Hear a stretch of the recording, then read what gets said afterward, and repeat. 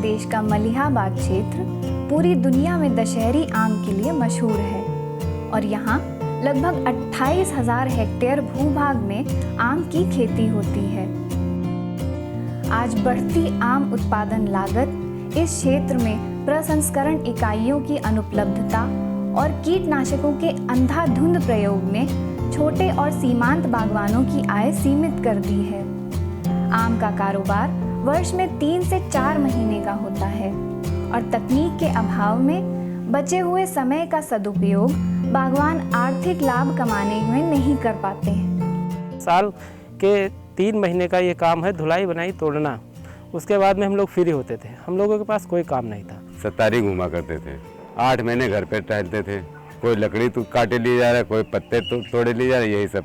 Farmer first परियोजना के तहत केंद्रीय उपोष्ण बागवानी संस्थान लखनऊ के वैज्ञानिकों और मलिहाबाद के किसानों के बीच परामर्श, संवाद, मंथन और गोष्ठियों के माध्यम से आम की खेती को लाभप्रद बनाने के प्रयास शुरू किए गए। इस परियोजना के अंतर्गत मलिहाबाद के 4 गांवों के लगभग 2000 किसानों के बीच बागवानी की उन्नत तकनीकियों का प्रदर्शन किया गया, जैसे आम आधारित मुर्गी पालन, बागों में आम का मूल्य संवर्धन, आम में गैप यानी गुड एग्रीकल्चर प्रैक्टिस और ज्योग्राफिकल इंडिकेशन को अपनाकर किसानों को दूरस्थ बाज़ारों से जोड़ा गया। आम के बागों में अंतर सस्य फसलें जैसे कि हल्दी और जिमीकंद को लगाया गया और पोषण वाटिका का प्रदर्शन किया गया। आम के बागों में मुर्गी पालन तकनीक एक अभिनव प्रयोग था, जिसे शुरुआत में मात्र 10 किसानों ने अपनाया। हमें जब वैज्ञानिकों के द्वारा पता चला कि बागों में मुर्गी पालन करने से अत्यंत लाभ होगा, तो हम लोगों को बहुत हिचक था, ये कैसा संबंध है। CSH ने एक नया एक्सपेरिमेंट शुरू किया जो अपने तरह का एक अलग ही तरह के हटके है, जिसमें मुर्गी को इन कीट नियंत्रण के लिए यूज किया जा रहा है। ऐसा एक्सपेरिमेंट संभवतः और कहीं नहीं हुआ है। आम के बागों में मुर्गी पालन एक नया अनोखा व्यवसाय बन गया है, क्योंकि ये मुर्गियां जो आम के बागों में पाली जाती हैं ये अधिक दाम पर बिकती हैं, इनके अंडे भी अधिक दाम पर बिकते हैं। इससे किसानों को विशेष लाभ होता है। किसानों के बीच मुर्गी की देशी किस्मों जैसे निर्भीक, कड़कनाथ, श्यामा और देवेंद्र को प्रदर्शित किया गया। इसके लिए एक बेहद सस्ती और उन्नत पोषण प्रबंध तकनीक विकसित की गई, जिसमें मुर्गियों को अजोला, आम के कीट और कम मात्रा में दाने दिए गए। उसी बाग में मुर्गी को चराने के लिए कहा गया और साथ में ये जोला उनको खिलाया गया, जिसमें करीब 24 से 26% प्रोटीन होती है। ये मुर्गियां आम के पेड़ के नीचे की मिट्टी में छिपे कीटों के अंडे, मैगट, प्यूपा को बड़े चाव से खाती हैं और साथ ही खरपतवारों के बीज को भी भोजन के रूप में ग्रहण करती हैं। इस तकनीक से पोषण लागत में लगभग 70 से 80% की कमी आती है। आम आधारित मुर्गी पालन वाले बागों में गुजिया, तना भेदक और जाला कीट की संख्या में भारी कमी देखी गई। कड़कनाथ नस्ल तो आम के ऊपरी हिस्सों तक पहुंच जाता है, जहां वो जाला कीट को आसानी से खत्म कर देता है। इसकी मांग भी बाजार में बहुत है।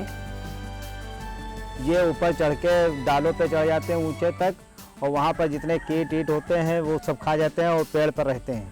मुर्गियों के आम में घूमने से, टहलने से, चुगने से हमारे जो कीटनाशक हैं उनका प्रकोप कम हुआ, जिससे हमारी लगभग 3-4 स्प्रे रह गई हैं। पहले जो हमारे बाग की स्प्रे थी लगभग 15-16 हज़ार रुपये प्रति एकड़ होती थी, लेकिन जब से हमने फार्मर फर्स्ट योजना के अंतर्गत कुक्कुट पालन बाग में किया है, तब से हमारी 3-4 हज़ार रुपये तक ही स्प्रे में खर्च होते।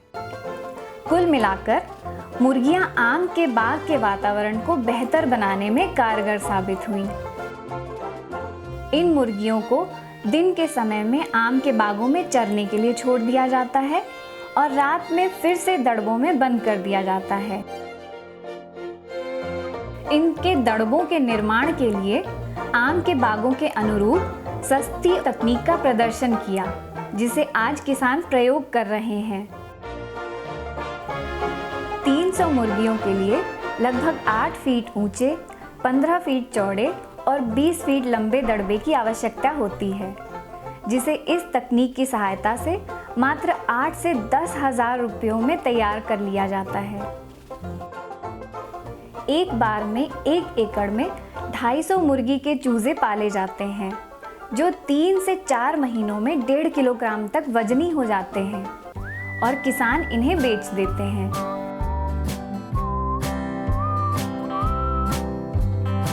वर्ष भर में 4 से 5 बार किसान इन चूजों को आम के बाग में डालते हैं। इस तकनीक द्वारा किसानों को वर्ष भर अंडों, मुर्गों और आम के फलों से आय प्राप्त होती है। काफ़ी फ़र्क पड़ा है। जिससे हमारा मुर्गा तैयार हुआ, करीब 1000-1200 का बिक गया, तो उससे समझ लिया कि एटीएम से हमने पैसे निकाल लिए। इससे फीस भी जमा हो जाती है स्कूल की और बाकी खर्चा भी आ जाता है इससे। हम लोग जुड़े और अब तो 100 के करीब और 100 से ऊपर भी किसान जुड़ चुके हैं। पहले हमारे बाग की आमदनी लगभग 15 से 20 हज़ार रुपये प्रति एकड़ हुआ करती थी, लेकिन जब से हमने ये कुक्कुट पालन योजना आम आधारित किया है, तब से हमारी लगभग आमों की आमदनी से, अंडों से, मुर्गियों से, ये सब कुल मिलाकर लगभग 1.5 लाख से 1,70,000 तक हो गई। इन प्रयासों से उत्साहित होकर किसानों ने अपने बागों में मुर्गी की इन नस्लों के उत्पादन का निर्णय लिया। ये एक दूसरा उद्यम इसलिए भी बन गया है कि विशेष प्रकार की मुर्गियों की प्रजाति इन बागों में पाली जा रही है और कुछ किसानों ने ये व्यवसाय बना लिया है कि इन प्रजातियों का वो प्रजनन करें, अपने ही नए तरीके से वो मुर्गी के चूजे निकाल रहे हैं और उनको बेचने से उनको अधिक लाभ हो सकता है। फार्मर फर्स्ट परियोजना के तहत किसानों को कड़कनाथ और असील के पेंटल स्टॉक दिए गए, जिनके द्वारा हम कड़कनाथ के चूजे तैयार करके आम के बागवानों को दे रहे हैं। आज किसान हैचरी की सहायता से इन नस्लों के चूजों का उत्पादन कर रहे हैं। पहले थे आम का कारोबार ही सिर्फ करते थे, अब है मुर्गी पालन भी चल रहा है बढ़िया, और जिससे हम लोग बेहद लाभ में हैं और इस परियोजना के तहत संतुष्ट भी काफ़ी हैं। मुर्गा बेच देते हैं, फिर बाद में अंडा बेचते हैं, फिर हैचिंग करने लगे हैं हम लोग, बच्चे निकाल रहे हैं इससे। और जो कोई समस्या आती है मुर्गियों में तो व्हाट्सएप ग्रुप से हम लोग जुड़े हुए हैं सारे किसान। हमारे मुर्गी पालक ज़्यादातर व्हाट्सएप में एक ग्रुप में हैं और हमारे डॉक्टर राय हैं जो इसके विशेषज्ञ हैं, या और वैज्ञानिक भी इस व्हाट्सएप ग्रुप के मेंबर हैं और वहाँ से वो बहुत सी चीज़ों को, समस्याओं को वो व्हाट्सएप ग्रुप में रखते हैं, जिसका व्हाट्सएप ग्रुप में जो भी मेंबर हैं वो उसका निदान करने के लिए अपने सुझाव देते हैं। मुर्गियों को जब इस सिस्टम में पालते हैं तो ऐसे तो कोई बड़ी बीमारियां नहीं आती हैं, लेकिन किसान भाइयों ने ग्रुप बनाया जिसमें वैज्ञानिक भी हैं, इवन निदेशक खुद उसमें हैं, तो इसमें रोज़ की रोज़ अपना वो कोई परेशानी आती है व्हाट्सएप ग्रुप में डालते हैं और हम सभी मिल के उसका तुरंत का तुरंत सॉल्यूशन वो कर देते हैं। अभी तो ये आगाज़ है, लेकिन आने वाले सालों में मलिहाबाद के आम के बागों की आय दोगुनी होगी और कीटनाशकों के उपयोग में भी इस तकनीक से भारी कमी आएगी।